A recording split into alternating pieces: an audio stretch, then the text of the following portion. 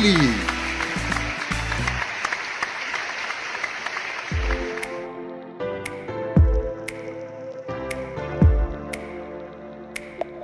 Tenemos como invitada especial a una amante de los deportes como la natación, voleibol, karate, taekwondo y béisbol, que además ha incursionado en la danza y teatro también.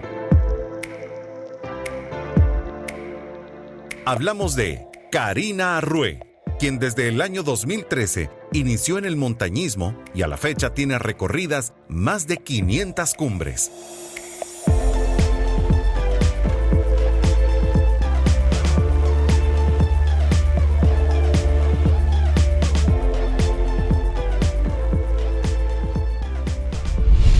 Bienvenidos amigos, en esta ocasión con nosotros Karina Arrué. Bienvenida Karina. Gracias. Un gusto tenerla acá en nuestro programa y que nosotros estemos aquí en su casa. Dígame, ¿cómo comienza la vida de Karina en aquellos años cuando es una pequeña y comienza la primaria o antes de la primaria? Cuéntenos. Bueno, yo siempre crecí en Santa Tecla. Nací en un hospital en San Salvador, pero me sentaron como que si hubiera nacido en Santa Tecla. ¿Sí? Porque mi mamá quería conservar la tradición de que todos fuéramos tecleños. Entonces, en esa época, como todos saben, Santa Tecla era muy fresco y bastante fresco. Sí, a las 3 de la tarde ya todos andábamos con suéter, ¿verdad? Y alrededor estaban todas las fincas y la cordillera del Bálsamo, entonces siempre nosotros caminábamos ahí, íbamos a jugar, entonces ahí fue donde desde el inicio siempre tuve yo ese amor por la naturaleza y las montañas. ¿Le era fácil? Sí, me era fácil también y estudié en la escuela Alberto Maferrer en Santa Tecla. Tengo 2 hermanos. Y... Vaya, pero vamos muy rápido. Ajá.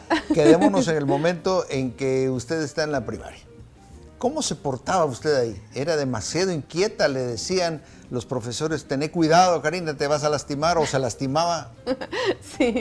Sí, realmente fue una niña que era la que siempre me subía a los árboles, siempre jugaba de todo, era la que jugaba siempre con los niños y nunca fui la clásica niña que jugaba con muñecas. O sea, por ejemplo, mis pijamas eran de Spider-Man, nunca pedía muñecas, sino que mis regalos eran pelotas, trenes. ¿Y eso no le preocupaba a una parte de la familia de decir, bueno, esta niña no es tan niña? Pues no, al contrario, creo que me lo incentivaban porque mi papá, por ejemplo, me regalaba libros, me regalaba, digamos, un microscopio, cosas así, que yo siempre fui como muy curiosa en todo eso. Y, por ejemplo, para las Navidades, mis tíos, a mis primas les regalaban Barbies y a mí me regalaban libros. Entonces era como, bueno, me incentivaban las cosas que a mí me gustaban. O pelotas o cosas de deporte. ¿Y sus amigos eran más varones, entonces? Sí, aunque tenía un par de amigas que eran parecidas a mí, que nos gustaban mucho los deportes y andar en las aventuras. ¿Esas aventuras llevaron algún mal recuerdo con algún golpe, accidente? Tengo cicatrices por todos lados, de caídas de árboles, de caídas de bicicletas, porque sí, siempre me gustó. Por ejemplo, hacía bicimontaña y ahí tengo un montón de cicatrices, ¿verdad? Pero de chiquita. Y por supuesto, papá decía, otra vez. Sí, mi mamá se enojaba, otra vez. Las rodillas siempre las andaba raspadas, pero igual así era feliz. Entonces me metieron a las niñas guía, que eran las niñas scouts. A eso le sirvió mucho. Sí, y siempre también me inscribieron a deportes. Ahí fue cuando mi papá me inscribió a taekwondo. Pero quedémonos en las, en las niñas guías. Entonces, ahí usted pudo descollar por lo que usted hacía. Sí. ¿Y no se convirtió en auxiliar del instructor? No, fíjese, sí me gustaba mucho, por ejemplo, cuando hacíamos las salidas a las montañas, a los volcanes, bosques, caminatas, y sí me gustó mucho, pero después yo me fui involucrando más en los deportes. Entonces, ¿cuál fue el primero? Bueno, es que como siempre practicaba de todo, en la escuela, por ejemplo, siempre estuve en la selección de básquetbol, en la de voleibol, jugaba béisbol también, hasta ping-pong. ¿En cuál fue mejor? Pues creo que todos los deportes a mí me salen bien, aunque cuando conocí el montañismo, sí, eso fue como, quizás era como mi esencia. Ajá. Pero porque se me facilitan los deportes. Pero en los otros deportes, ¿en algún momento descolló? Por ejemplo, en taekwondo, cuando hacíamos las competencias, siempre ganaban los primeros lugares. En karate también. Después ya cuando estuve un poco más grande, ya en la adolescencia, me involucré en teatro y en danza. O sea, la niña con conocimientos, llamémoslo en general, de judo, era la preadolescente. Sí. ¿Y ya adolescente lo dejó? No, continué y pero también me gustó en las artes escénicas, me metí a 2 compañías de teatro, hice danza también. Bastante. ¿Eso ya adolescente? Sí, ya adolescente. Ajá. Y en adolescencia también empecé a surfear, conocí el surf. Demasiado, pero en pocos años ha hecho muchas cosas. Sí. Sí, bueno, todo lo que es mi vida, creo que siempre he practicado algún deporte. Y ya después de la universidad empecé a conocer ya todo lo que es actividades outdoors, ¿verdad? Y deportes extremos. Pero regresemos. Entonces usted está entrando a la adolescencia, sigue practicando deportes. Sí. ¿Cuál de los deportes que practicó en esos años previos dejó totalmente? El surf. Ese ya no. Sí, ¿Por qué? Por la universidad, porque ya no me quedaba Pero no tiempo. Por falta de pasión. No, sino que porque por la universidad y por todas las otras actividades que tenía, como estaba haciendo teatro y estaba haciendo danza también, estaba haciendo karate en ese momento, entonces ya como que necesitaba más horas en el día. ¿Cómo hacía ahí para el aspecto sentimental? Pues ese aspecto nunca me afectó porque como estaba como bien involucrada en todo lo que era deporte, ni siquiera pensaba en tener novios en esa época. Pero ellos sí pensaban en tener esa novia. Me imagino, pero sí no me interesaba para nada ese tema. ¿Fracasaban todos los intentos? Sí, yo creo. Ajá. ¿Ni se atrevían? Sí, porque ni se me acercaba. Aunque yo, sí, recuerdo que en la escuela una vez uno de mis mejores amigos me dijo, mira, yo creo que ese es mi novio. Y yo, vaya. Pero solo así de palabra. Y pasó todo el año y cuando terminó el año me dijo, mira, ya terminó el año, ya no vamos a ser novios. No, ya no. Y eso fue todo. Noviazgo como son ahora. Nada que ver, ¿verdad? Sí. Bueno, esa fue... Ni de manita sudada, ni siquiera eso, nada. Ok. Bueno, entonces usted se desarrolla en la secundaria. ¿Cómo le fue ahí en cuanto a los compañeros, las mujeres, los varones, y en cuanto a la adaptación debido a su múltiple actitud hacia el deporte y sobre todo sin miramiento de esto no lo puedo hacer?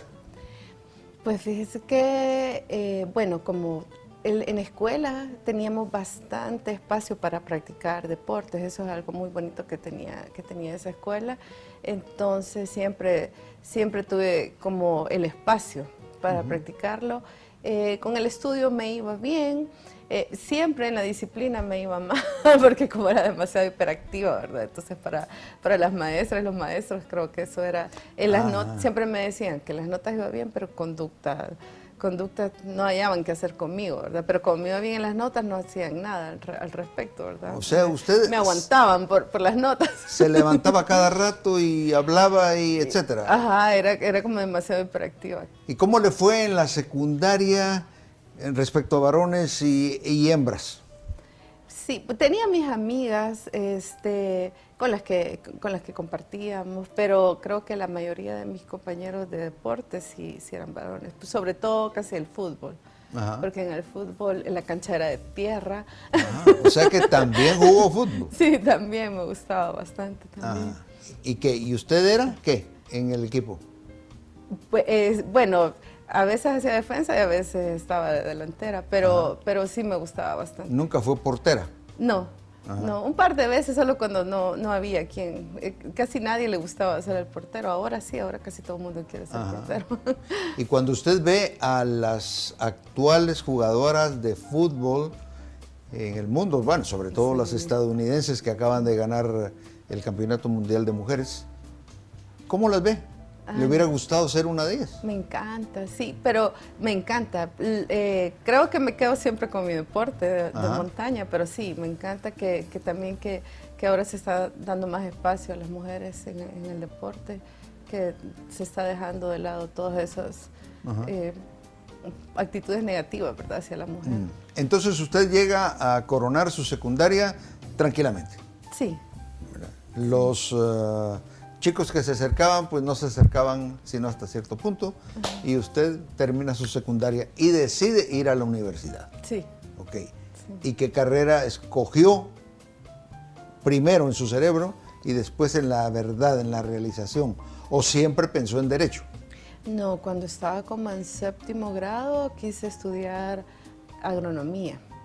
Y me habían comentado que estaba la escuela, la ENA, y entonces, solo en mi mente, no se lo dije a mis papás, que espero una compañera, una hermana fue, y se asustaron un montón, y me dijo que era como bien feo, de que y ahí empezaron a hacer cosas. Entonces como que me desinfló, ¿verdad? Pero, ¿y nunca preguntó usted por qué se asustó?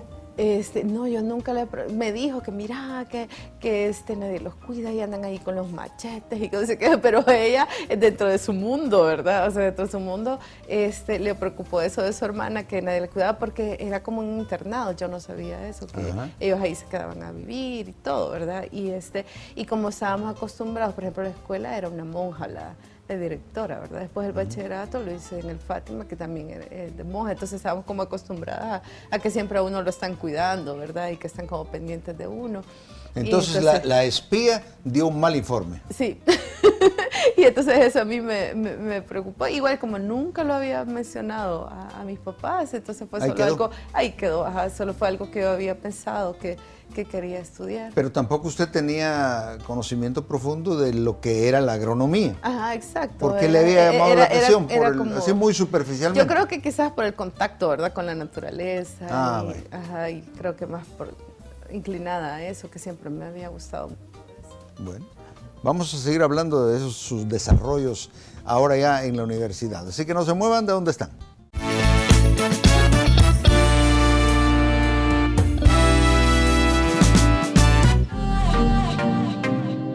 En febrero de 2017, se convirtió en la primera salvadoreña en subir el Monte Aconcagua, en Argentina, sin guía. Hasta la fecha, solo 2 mujeres salvadoreñas han llegado a esa cumbre. Es la más alta de todo el continente americano, con casi 7,000 metros sobre el nivel del mar, y la segunda cumbre más prominente del planeta, después del sistema de los Himalaya. Entonces, Karina, usted llega a la universidad. Sí. Pero como agronomía ya no, ¿por qué no? ¿Verdad? Dado lo que nos contó, ¿por qué escogió Derecho? ¿O por qué no escogió otra carrera? Siempre me gustó mucho todo el tema relacionado a la justicia, a la protección de los derechos humanos, a la protección de víctimas de injusticias. Entonces, por esa razón es que escogí Derecho. ¿Y cuando llegó, cómo se sintió? Me sentí muy bien, Estudié en la UCA y como la línea de estudio de la UCA es como muy parecido a mis inclinaciones, ¿verdad? Porque según las universidades, hay otras universidades que la inclinación es más mercantil o en otras áreas de derecho, en la UCA la inclinación es como mucho más eso, ¿verdad? De protección a los derechos humanos. ¿Cuántas mujeres habían en el aula junto con usted? Pues éramos casi similar al número de mujeres que hombres. Qué bueno. Sí. ¿Y usted cómo se sintió ahí en el avance? ¿Cómoda? Siempre me fascinó mi carrera, siempre me gustó mucho, incluso mis prácticas jurídicas las hice en el IDUCA, que para mí fue uno de mis primeros éxitos como abogado, pues como estudiante de Derecho en ese momento, el poder realizar ahí mis prácticas jurídicas, porque era como una institución que a mí siempre me había parecido, ¿verdad? Y en cuanto a aceptación, llamémosle, aunque no es esa la palabra, pero digamos la cercanía hacia los docentes. ¿Cómo estaba usted? ¿Intercambiaba mucho con ellos o sencillamente era una buena alumna muy callada? O sea, la hiperactiva ya ahí había desaparecido, ¿verdad? Sí, bueno, es que como mi hiperactividad siempre la canalicé en los deportes, ¿verdad? Incluso en mi época de universidad, igual siempre hacía 5 horas diarias de ejercicio. Ajá. Por ejemplo, en las mañanas corría 2 horas, a mediodía tenía mis clases de danza y en la tarde iba al gimnasio a hacer karate y en la noche a la escuela de danza.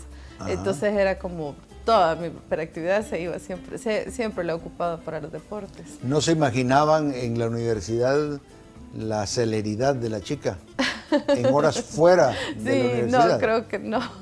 Pero en fin, la pregunta es, ¿tuvo Sí. usted acercamiento con sus docentes? Sí, hubieron varios docentes con los que incluso generamos bastante amistad y se hicieron bastantes trabajos de investigación y entonces era así muy bonita la relación en todo ese aspecto. ¿Usted no tuvo entonces ningún tropiezo en ir avanzando en la carrera? No, usted no dejaba materias, no sacaba malas calificaciones y usted llegó a coronar la carrera tranquilamente. Sí, terminé mi carrera a los 5 años y junto con la promoción, entonces siempre fue como fue algo que me apasionó también. Algo interesante que en teoría a mí me gustaba mucho el derecho penal. En la carrera creo que era la materia que mejor llevaba y el derecho internacional, que era otra materia que me gustaba mucho, pero se ven varios penales en la carrera. Por ejemplo, los derechos penales son 3 y derechos procesales penales son otros 3, entonces eran 6 materias de derecho penal. Pero ya en la práctica, cuando ya lo llevé a la práctica en la vida laboral, ya no, me desencantó totalmente, porque uno ve lo peor de la sociedad, uno ve lo peor de la humanidad en esa área. Entonces ahí sí quedé totalmente desencantada. ¿Y qué hizo entonces? Bueno, yo trabajé en un tribunal de instrucción en el área penal. Entonces al final puse mi renuncia y me fui a un área que siempre había querido, que es el área de derechos humanos, área social. Ajá. ¿Qué tiempo pasó entre darse cuenta del desencanto y tomar ese otro rumbo? Pues es una decisión bien difícil porque siempre están los miedos, ¿verdad? Los miedos de que cómo me va a ir, o si me va a ir bien, si voy a conseguir un trabajo o no. Entonces, por ejemplo, yo estaba en ese tribunal y pasé quizás como unos 2 años pensando, ¿me salgo o no me salgo? Pero totalmente incómoda. Sí, incluso tuve que ir a cuestiones, tuve que ir a donde un psicólogo porque habían temas que me impactaban demasiado. Por ejemplo, los temas de las violaciones de menores, el abuso de menores era un tema que a mí me impactaba demasiado. Entonces, me estaba yo enfermando. Por todo, cada caso, ¿verdad? que llegaba sobre Cosas que eso. nunca pensó que podían darse, ahí se enteró. Sí, porque por ejemplo una universidad teóricamente, ¿verdad? Ve los casos, estudia el código, estudia toda la tipificación, ¿verdad? De los delitos, pero uno como no aterriza, ¿verdad? En la realidad, sino que lo ve de manera teórica o ve casos, pero son casos que no están ligados con la realidad de uno, pero cuando ya te toca la realidad, entonces era así, yo me estaba enfermando realmente, entonces fue una decisión también por salud. Claro. Entonces, y sí, me armé de valor, ¿verdad? Yo dije, bueno, pero como la vida, ¿verdad? Uno lo lleva, el camino, gracias a Dios. Había pedido permiso sin goce de sueldo y no tenía ni 2 semanas de haber pedido el permiso sin goce de sueldo cuando me llamaron de esta fundación que yo siempre había querido trabajar ahí. ¿Y cuánto tiempo duró en esa fundación? 10 años. Ah, excelente. Sí. Ahí se pudo usted descontaminar de todo lo, era lo oscuro que había visto. Sí, era totalmente todo lo contrario porque eran proyectos de desarrollo, eran proyectos para protección de derechos humanos de las mujeres, de la niñez, o sea, era algo que a mí siempre me había gustado. Y en todo ese periodo, compartió usted con otros colegas que No, sentían... eran de otra área. O sea, no bueno. eran abogados, sino que eran de diferentes áreas. Ah. Entonces, para ese puesto en esa organización, usted no necesitaba ser abogado. Era uno de los plus que yo tenía. Era la directora ejecutiva en esa fundación. Pero Y podía no haber sido abogado. preferiblemente quizás sí, porque por ejemplo yo era la directora de la Oficina de Derecho de Desarrollo de la Mujer y la Niñez. Entonces era un área que sí se necesitaba bastante conocimiento en todo lo que era de derechos humanos. ¿Le favoreció? Sí, me favoreció. A esas alturas, sentimentalmente, ¿qué había ocurrido? Bueno, a esas alturas ya me había casado. Llegó alguien que no temió a la atleta. Sí, en la universidad. Perdón, conocí. su esposo en ese momento también era deportista. No, para nada. Nada. Nada que ver. Era todo lo contrario. Era Ajá. todo lo contrario. Entonces, sí, lo conocí en la universidad, nos casamos después de graduar, estudiamos juntos la carrera, nos graduamos, después nos O casamos. sea, él también abogado. Sí, Ah, bueno. sí. Pero él escogió otra línea.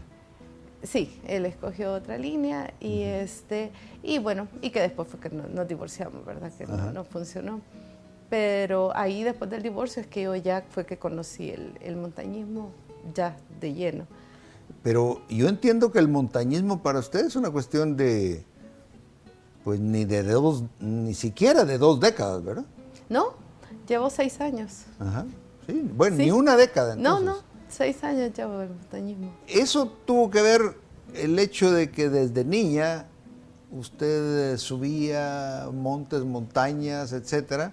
Le gustaba, pero no estaba definida como esto voy a hacer y voy a subir montañas. No, para nada. O sea, como le digo, a mí siempre me gustaron los deportes y las actividades.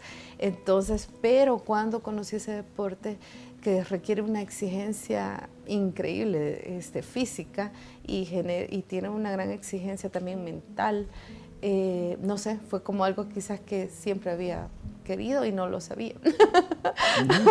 Entonces, cuando hice mis primeras montañas fue como, wow, esto es lo mío. Ajá. Esto es lo que siempre había querido. No se frustró porque muchas personas me han contado que van y dicen, qué alegre. Y dice, ¿a dónde vamos? Allá.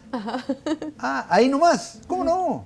Y pasan los minutos, las horas y aquel ahí nomás sigue ahí. Ajá, y cada vez y se ve entonces más se lejos. decepcionan. Ajá. No, al contrario, a mí me generó tanto atracción el hecho de que es súper difícil y que se requiere un montón de persistencia, pues, y resistencia física y mental, ¿verdad? Entonces a mí eso me encantó. Ahora, separémoslo para que nuestros amigos lo entiendan más claramente.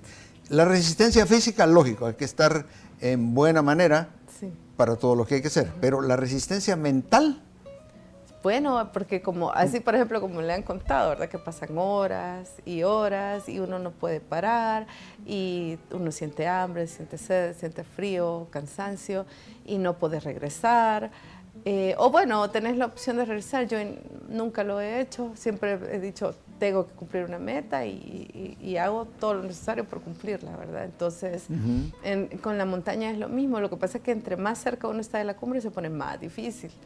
Y entre más alto uno quiera subir es más difícil. Entonces ahí es una lucha continua contra la mente, ¿verdad? ahora se hace el gran esfuerzo y se lucha con todo y llega a la cumbre. Sí. Va, ya estoy aquí en la cumbre. Tomo mi foto y qué alegre, pero tengo que bajar. Exacto. Y La ahí- cumbre eso es la mitad del camino. Eso. Sí. ¿Cuánto se sufre al bajar? Pues normalmente la bajada es lo más difícil. Por ejemplo, en alta montaña, que son los nevados, ¿verdad? Y las montañas arriba de los 5.000 5.000, metros. ajá. Por ejemplo, la mayoría de las muertes suceden en la bajada, porque hay personas que no saben medir como sus límites, entonces dejan todas sus energías para llegar a la cumbre y a la hora de bajar ya no tienen energía. ¿Cuánto pasan en la cumbre usualmente? De 10 minutos a 20 lo mucho. Lo más. Y de ahí para abajo. Sí. ¿Cuál es el mayor riesgo que usted ha tenido bajando? Bueno, en una ocasión que fue para la cumbre de la Aconcagua, que es la más alta que he hecho, que es la cumbre más alta de América. ¿En Argentina? En Argentina, sí. Ajá. Esta está a 7.000 metros sobre el nivel del mar. Hice, para llegar al punto de la cumbre pasaron 9 días, ¿verdad? Desde que entré a la montaña. 9 días. Sí, 9 días. Pero ya no me cuente. Sí. Eso me lo va a contar en el siguiente segmento, ¿de acuerdo? Ok. ¿Cómo se desciende de la Aconcagua y similares? Ya lo vamos a saber. No se muevan de donde están.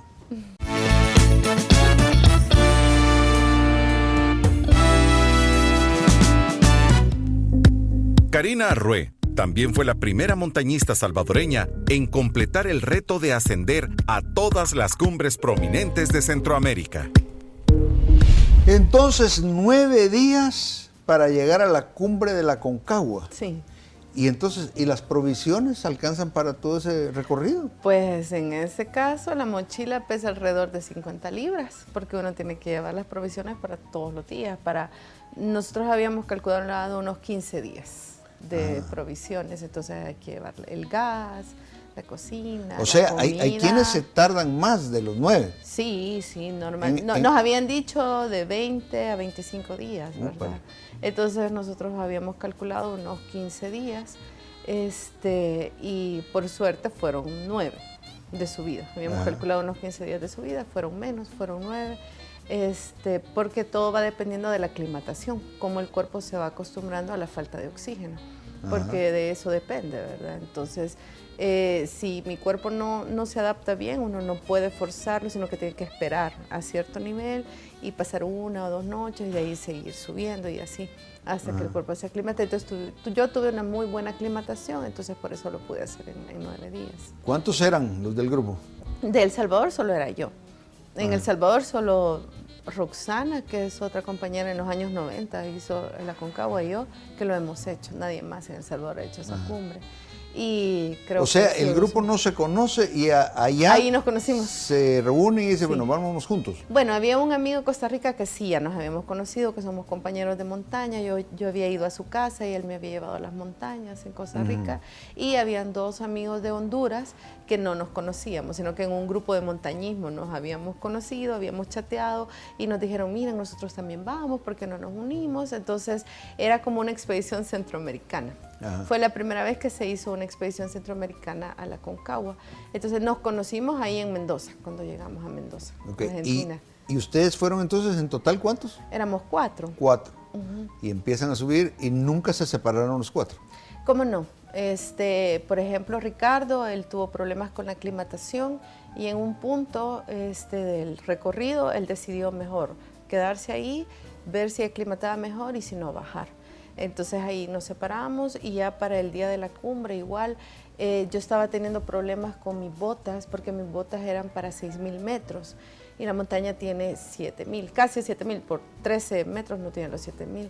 Entonces en ese momento igual yo no tenía tanto conocimiento técnico con respecto al equipo que hay que llevar. Y me costó caro ese conocimiento.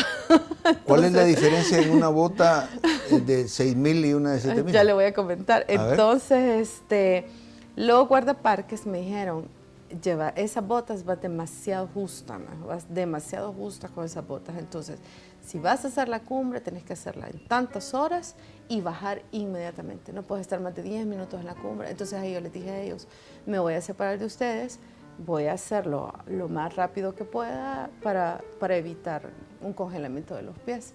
Entonces así hicimos, o sea, salimos y yo empecé a caminar, o sea, empecé a mi ritmo y ellos ya iban a otro ritmo, ¿verdad? Entonces ahí sí ya no nos volvimos a ver. Hice la cumbre en el tiempo que el guardabosque, un poquito menos el guardabosque, estaba a las 2 de la tarde en la cumbre. Me tomé las fotos, por suerte después llegó otro guía con otro grupo porque yo andaba sola, entonces no tenía quien me tomara fotos. Entonces ellos me hicieron el favor de tomarme un par de fotos de la cumbre y empecé a bajar. Pero a los 20 minutos de ya venir de bajada entró una tormenta, pero era una tormenta espantosa, así que como que una ola lo golpea a uno, pero es nieve y hielo, viento. Entonces era tan fuerte la tormenta que a la media hora de estar en la tormenta, la nieve ya me llegaba a las rodillas.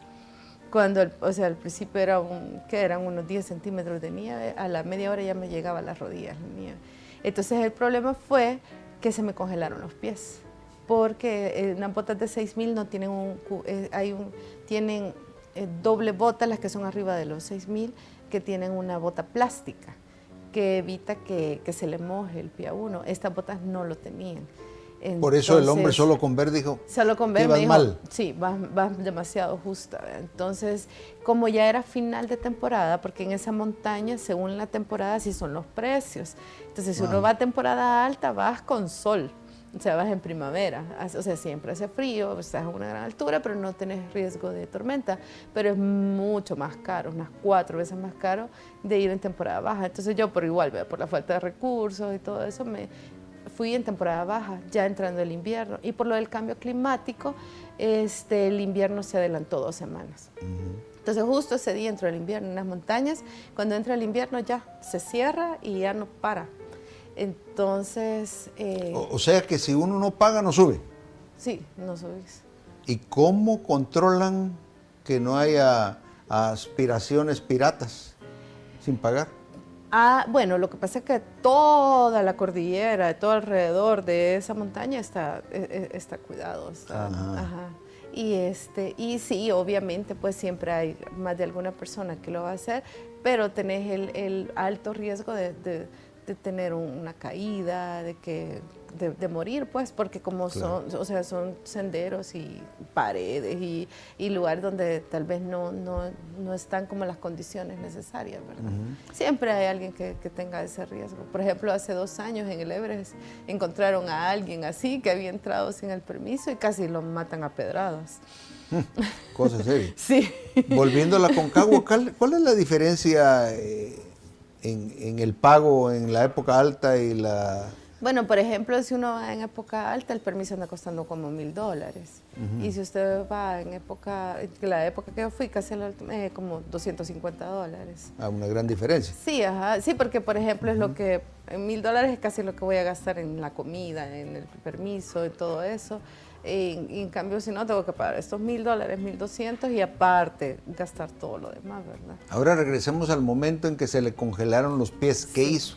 Bueno, la cuestión es que venía, gracias a Dios, logré encontrar el camino porque se cierra todo, se cierra la vida, o sea, no ves nada. En ese momento solo miraba mis manos, no lograba ver más allá de mis manos y bueno, logré llegar al campamento. Pero en ese momento no hay pánico. Ahí es donde entra la fortaleza mental. Y ahí es donde entra todo el entreno que uno ha hecho para poder controlarse en esos momentos. Si uno no tiene... Eso es lo que le pasa a las montañistas cuando te quebras. Cuando uno se quiebra en una montaña, en una situación así, te morís. O sea, la montaña es sumamente cruel. Si un descuido o si su mente se debilita, uno ahí muere. Esos son los momentos en los que un montañista puede morir.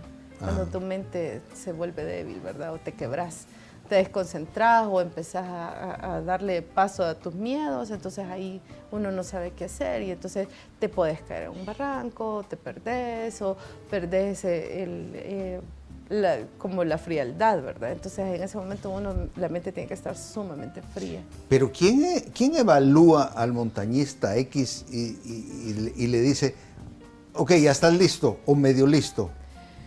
¿O es muy personal, muy pues íntimo? Realmente eso, hay ciertas maneras. Por ejemplo, yo fui a un fogueo en Ecuador con unos amigos que ellos hacen este fogueo para ver si estás lista o no para el Everest, que esa es mi gran meta, ¿verdad? Hacer el Everest.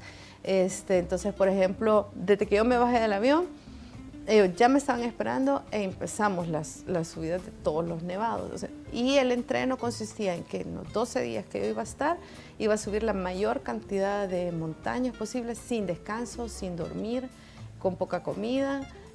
O sea, al exigirle al cuerpo sobrepasar todos los límites de cansancio, de frío, de hambre. Entonces, subí 9 montañas seguidas, durmiendo alrededor de 3-4 horas nada más al día, que para que tengan una referencia, por ejemplo, cuando uno sube una montaña arriba de 5.000 metros, uno tiene que hacer un proceso de recuperación de una semana por lo menos, para que tus músculos y todo se recupere, porque por cada subida que uno hace en una de esas montañas uno pierde unas 10 libras. Entonces, en ese fogueo, eran 9 montañas seguidas, sin descanso, sin recuperación.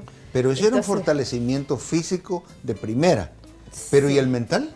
Y entonces el mental entra ahí porque la falta de comida, la falta de sueño, el frío extremo, estar subiendo. Pero al estar acuerpada es muy distinto al estar sola. Totalmente, pues sí, totalmente. Entonces, el solitario, pero igual son, por ejemplo, son entrenos que sí le ayudan mucho a uno. Y le dicen, sí, estás preparado, ¿no? En ese caso, mi concentración fue pensar en mis hijos y decir, tengo que volver. Y cuando yo supe que tenía los pies congelados, yo dije, bueno, no me tengo que desesperar, no me voy a quitar las botas, voy a tratar de hacer todo lo necesario por bajar, porque uno en esa montaña, por ejemplo en la Aconcagua, uno firma una exención de responsabilidades al gobierno. Sí, porque como es una actividad extrema, uno sabe, ¿verdad? Por eso se llaman deportes extremos, porque en cualquier momento uno puede perder la vida y uno lo hace sabiendo, con ese conocimiento. Entonces, mi campamento estaba a 6.200 metros sobre el nivel del mar. Esos campamentos solo sirven para estar una noche, porque arriba de los 6.000 metros el cuerpo no se recupera. Es decir, que digamos uno corre una maratón y en la noche viene, se duerme, en la noche el cuerpo, los tejidos, las células, todos se empiezan a reconstruir. Pero arriba de los 6.000 metros uno no se recupera. Entonces, aunque uno duerma, uno se despierta cansado como si ha pasado caminando toda la noche. Y mi campamento estaba a 6.200. Entonces yo tenía que haber llegado, desarmar campamento y bajar. Pero como estaba la tormenta, no pude desarmar campamento. Pero llegó al campamento. Llegué al campamento. ¿Y cómo pudo llegar a pura brújula? No, ahí fue por pura gracia de Dios. Realmente. Lo mejor. Sí, a pura gracia de Dios, porque no se miraba el camino, no se miraba absolutamente nada. Gracias a Dios no me caí en ningún barranco. Logré llegar. Estaba preocupada también por mis compañeros de Honduras, que ellos teníamos quizás como una hora de diferencia entre la hora que yo hice la cumbre y la que ellos llegaron, igual, y no llegaban, estaba sí, preocupada. porque a ellos les tomó, ellos estaban arriba. Ellos estaban arriba cuando estaba la tormenta, entonces incluso subieron con un poquito de tormenta. Pero sí lograron llegar como unas 3 horas, 4 horas, porque se perdieron también, se fueron hacia otro lado. Entonces, para no hacer más larga la historia, estuve 3 días encerrada ahí en la tormenta. Vaya. Entonces, pero hasta ahí, porque vamos a conocer con detalles el rescate en el siguiente segmento. No se muevan de donde están.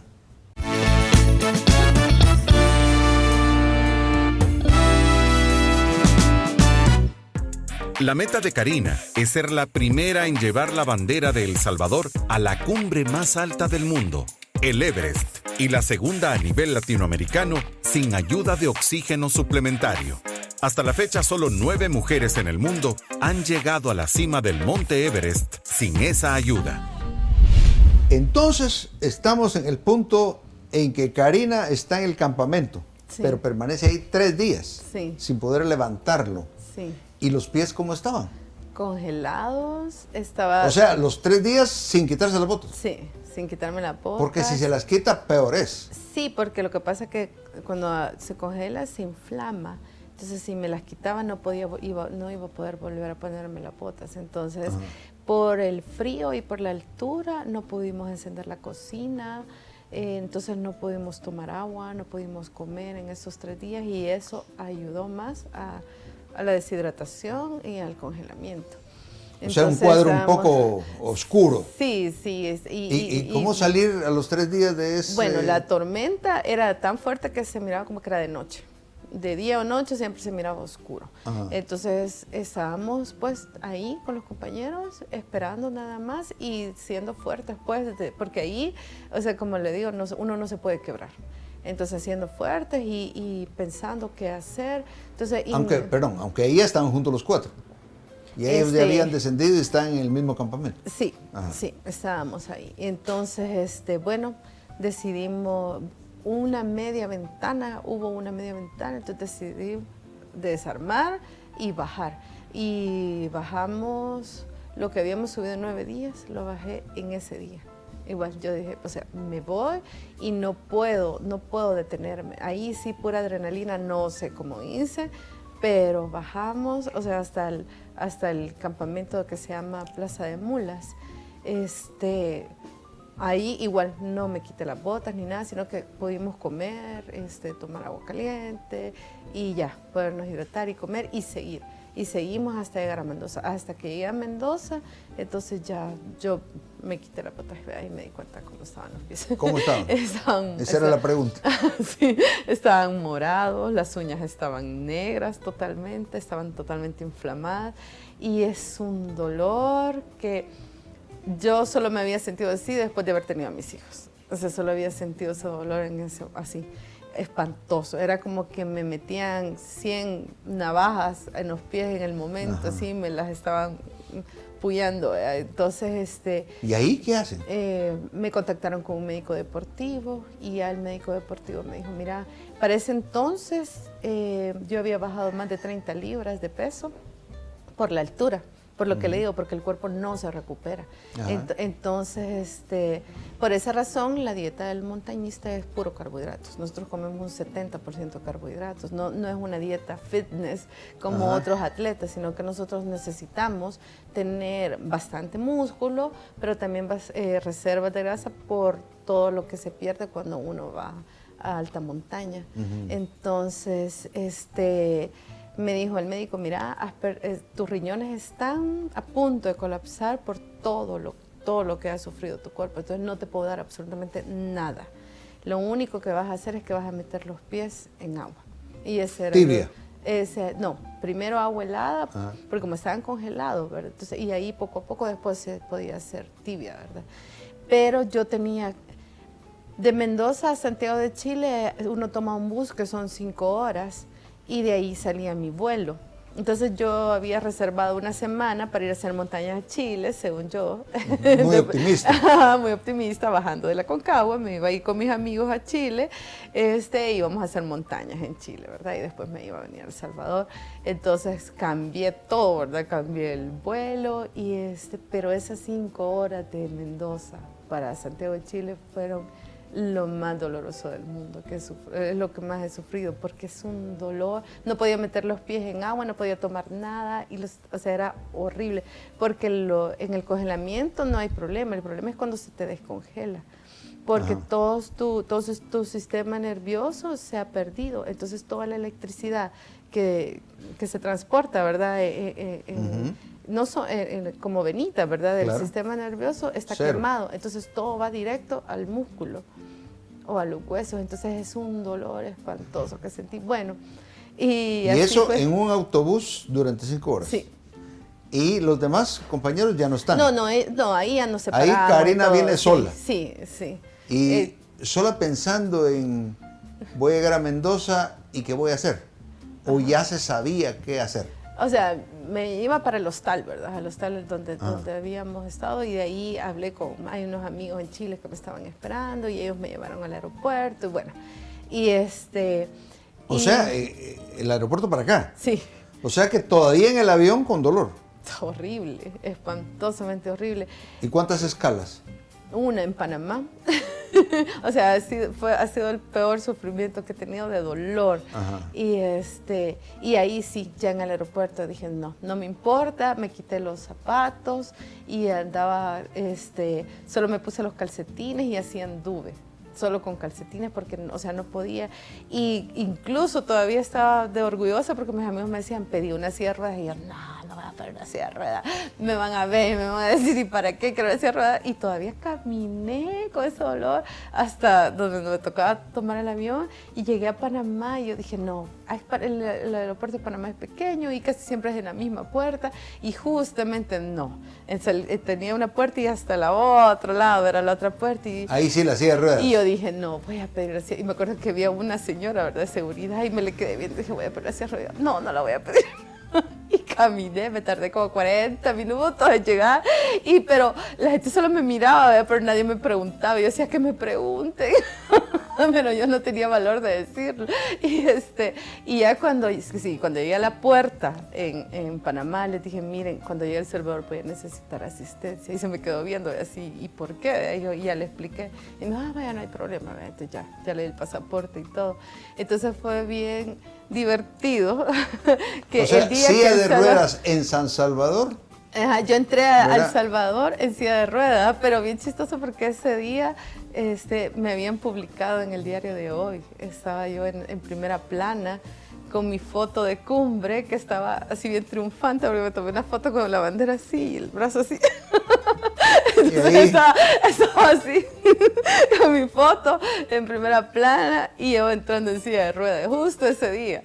Incluso unas personas en el avión me dijeron, ay, usted, ¿verdad? Es la montañista. Y me enseñaron la foto, mire, salió en el diario, ¿y qué le pasó? Porque se yo cayó. así, flaquísima, y con los pies, así, ya les conté, vea, que se me habían congelado los pies, pero tenemos un clima tan maravilloso y tan perfecto, porque el sur es como bien seco. Bueno, por lo menos Chile es sumamente seco. Cuando entré a El Salvador, inmediatamente por la humedad que nosotros tenemos, empecé a sentir un gran alivio. Así, literalmente, empecé a sentir un gran alivio en el dolor por la humedad.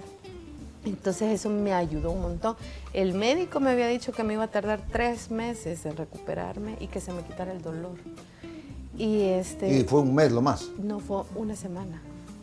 Qué bendición. Fue una gran bendición, y me dijo que era por el clima. Por el clima acá en El Salvador. Entonces, igual, sí, tenemos... Hay que exportarlo. Sí. Bueno, y tras esa experiencia y esos dolores y esas frustraciones, pero victoriosa al fin, todavía Karina quiere ir al Everest. Sí. Sí. ¿Y ahí cómo va a ser eso? Bueno, estoy entrenando justamente para eso. Bueno, mis entrenos para Everest los inicié en el 2015. Me fui un mes a la Cordillera Blanca, en Perú, que ahí también tuve un par de incidentes. Por ejemplo, ahí perdí un par de dientes también, me caí en una grieta, pero como son cosas que conlleva el hecho de hacer este deporte, ¿verdad? Uno ya sabe a lo que va. Entonces ahí, por ejemplo, aprendí a escalar en hielo, aprendí a atravesar grietas, a cómo sobrevivir una avalancha, o sea, todo eso. Estuve un mes internada. ¿Y la visibilidad ahí? Ah, no, esa cosa es... usted ha tenido una de sus peores pesadillas, multiplíquela por 10 y ahí es Perú.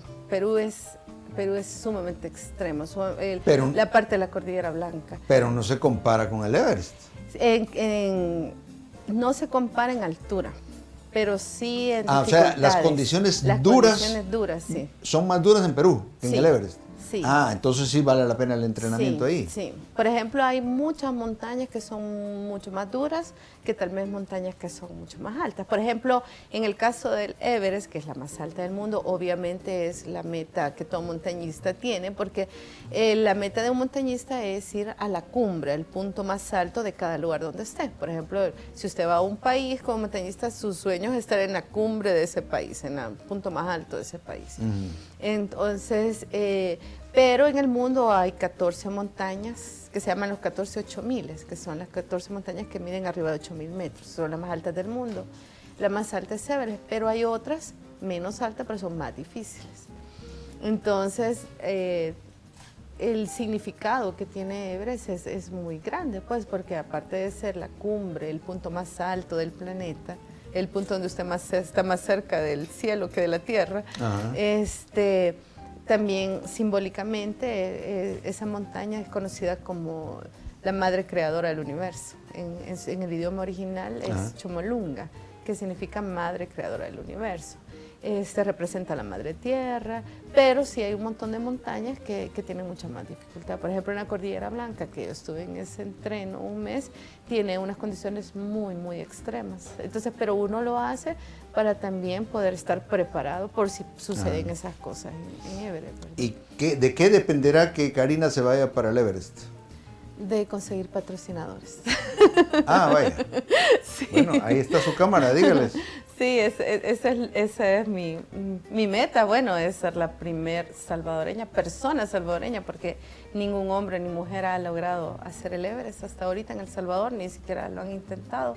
Y ese es mi sueño y mi meta, poder poner en alto el nombre de El Salvador y que se marque un hito deportivo en la historia de El Salvador, que es como poner la bandera de El Salvador en el punto más alto del planeta. Y suponiendo que ya aparecen los patrocinadores, ¿qué faltará? Pues yo ya estoy lista.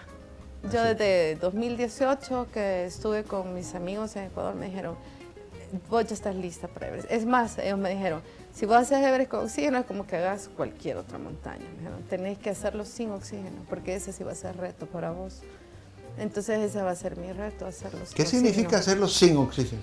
Es que el Everest se puede hacer con oxígeno suplementario, que es una mascarilla. Suplementario. Sí, oxígeno suplementario, o hacerlo sin oxígeno suplementario. Condicionar el cuerpo a que no necesite más que este poco. Sí, más lo poquito que tiene. En el mundo, hasta esta última temporada en mayo, han habido alrededor de 6.000 personas del planeta que han hecho cumbre en el Everest. Bueno, 6.000 cumbres. Hay personas que se han repetido varias veces. De esas 6.000 personas, menos de 100 lo han hecho sin oxígeno. Y mujeres, solo 9 lo han hecho en el mundo sin oxígeno. Y en América, solo una mujer lo ha hecho sin oxígeno. Pero entonces esa es una exigencia para Karina autoimpuesta. Sí. Porque en realidad podría llevar el suplementario. Sí, podría llevarlo. Todo va a depender de cuando yo esté allá. Porque dependiendo de cuando yo esté allá y ver cómo responde mi cuerpo. Entonces, cuando yo esté arriba de los 7.000 metros, 7.500, porque arriba de los 7.000 es que se empieza a utilizar.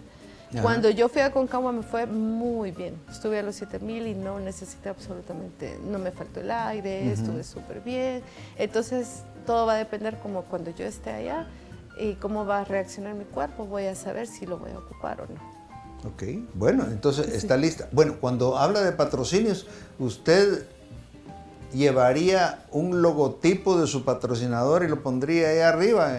Sí, bueno, y no solo el logo, sino que se llevan sus banderas, se hace promociones, todo lo que el patrocinador quiera. Ahí está, muy bien. El patrocinador manda, así que envíe a Karina al Everest.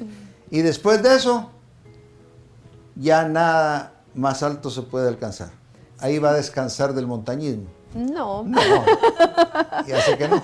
No, hay retos, hay mucho más, hay un montón de retos. Por ejemplo, eso de las 14 montañas de 8.000 metros, que ese es un reto muy, muy, muy difícil, porque el problema de estas montañas es su condición, que son conocidas como las montañas asesinas, porque el problema ahí no es el montañista, el problema ahí es la condición de la montaña, que hay demasiadas avalanchas, hay un montón de desprendimientos, y ahora con el cambio climático está afectando bastante. Entonces, vamos a evaluar.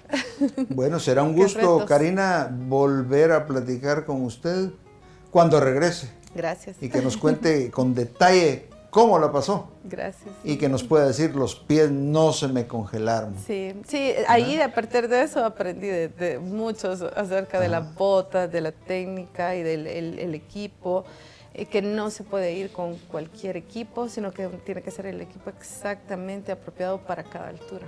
Que para eso lo fabrican, ¿verdad? Sí. Gracias, Karina. Bendiciones y muy buena suerte entonces en el futuro. Gracias. Bueno, mis amigos, interesante conversación. ¿Cómo será la de la próxima semana? Así que para todos ustedes, bendiciones masivas. Este fin de semana nos acompañará